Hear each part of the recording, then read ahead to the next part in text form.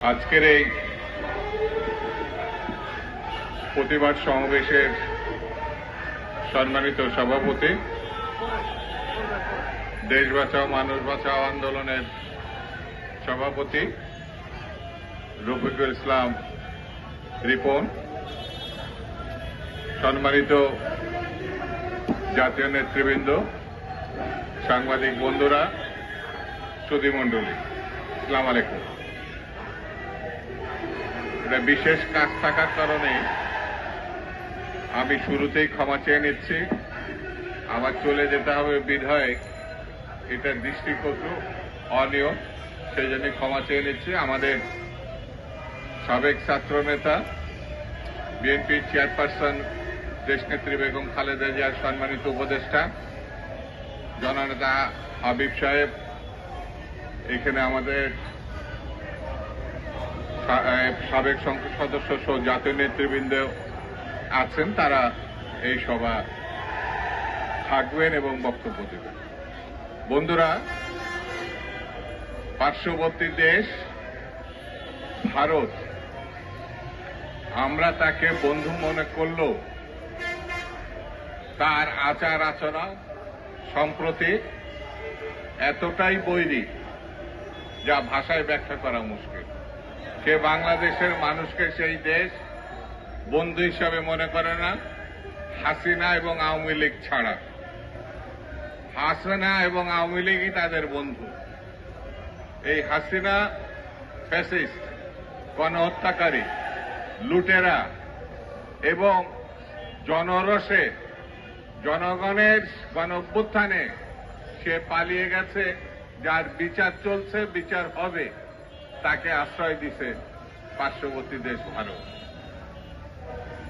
আমি এই ঘটনার তীব্র প্রতিবাদ জানাচ্ছি এবং এই আসামি, এই হত্যাকারী, জনগণের সম্পদ লুণ্ঠনকারী, তাকে অনতিবিলম্বে বাংলাদেশকে ফেরত দেওয়ার জন্য, অনতিবিলম্বে তার বিচারের সহযোগিতা করার জন্য পার্শ্ববর্তী দেশকে আমি আহ্বান জানাচ্ছি। বন্ধুরা, তারা আমাদের পানিতে মারতে চায়, তারা আমাদের ভাতে মারতে চায়, তারা আমাদের মুক্তিযুদ্ধের ভাবমূর্তিকে বিনষ্ট করতে চায়, তারা গণতন্ত্রকে ধ্বংস করতে চায়। এই যাদের চরিত্র, তাদের সঙ্গে আমাদের চলা কতটাই যে কঠিন, কতটাই যে ভয়ঙ্কর, এটা ব্যাখ্যা করার অবকাশ রাখে না। আমাদেরকে ঐক্যবদ্ধ থাকতে হবে। একমাত্র এই দক্ষিণ পূর্ব এশিয়ায় বাংলাদেশ এবং বাংলাদেশি মানুষ কারোর কখনো বশ্যতা স্বীকার করেনি, না ব্রিটিশ ভারতের, না পাকিস্তানের, না ফ্যাসিবাদের কোন ক্রীড়কে। এই অঞ্চল সেই অঞ্চল যারা নিজের স্বাধীনতা, নিজের স্বকীয়তা, নিজের জাতীয় বৈশিষ্ট্য রক্ষা করার জন্য বারে বারে বিদ্রোহ করেছে, বারে বারে তারা বুকের রক্ত ঢেলে দিয়েছে। সর্বশেষ ৭১-এর মুক্তিযুদ্ধে সশস্ত্র যুদ্ধের মধ্যে তারা স্বাধীনতা অর্জন করেছে।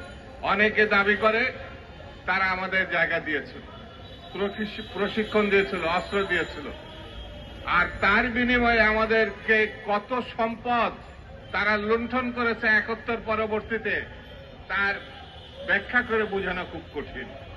এত সম্পদ স্বাধীনতা পরবর্তী সময় ট্রাকে ভরে, মিল, তার যন্ত্রাংশ, তার সম্পদ, খাবার দাবার, যে সময় আমাদের খুব বেশি প্রয়োজন ছিল, তখন বর্ডারের ক্রস করে তারা নিয়ে চলে গেছে।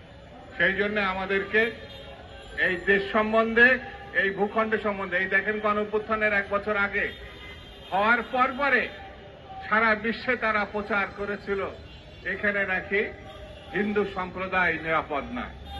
হিন্দুরা বারবার বলেছে তারা নিরাপদ, কিন্তু ভারত বারবার প্রচার করার চেষ্টা করেছে সারা বিশ্বে এখানে হিন্দু জনগোষ্ঠীর উপরে নির্যাতন করা হচ্ছে। কিন্তু ১ বছরের মধ্যে এটা প্রমাণিত হয়েছে এই দেশের মানুষ, হিন্দু, মুসলিম, বৌদ্ধ, খ্রিস্টান, সবাই শত শত হাজার হাজার বছর থেকে পাশাপাশি বসবাস করছে। এই দেশের মানুষ সাম্প্রদায়িক না এবং কোনো অন্য সম্প্রদায়ের প্রতি বিদ্বেষ বা হিংস্রতা প্রকাশ করেনি। এই এমন একটি দেশ পার্শ্ববর্তী জায়গায় আছে যারা পানি আটকে রাখে প্রয়োজনের সময়, আর যে সময় আমাদের পানির প্রয়োজন নাই সেই সময় তিস্তার ব্যারেজ, ফারাক্কার ব্যারেজ এরা উন্মুক্ত করে দেয়।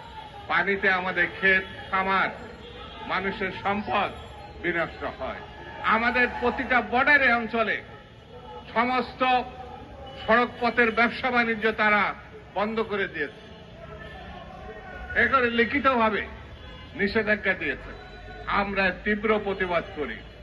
আমরা এতটুকু বলতে চাই, এই 1 বছর প্রমাণ হয়েছে কে আমাদের সাহায্য করলো কি করলো না, কে আমাদের বিরোধিতা করলো কি করলো না, তাতে কিচ্ছু যায় আসে না।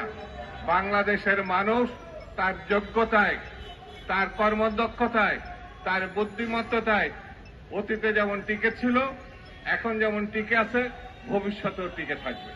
আমি সকলকে ধন্যবাদ, সকলকে শুভেচ্ছা এবং দীর্ঘায়ু কামনা করে আমি আমার বক্তব্য শেষ করছি। খুদা হাফেজ।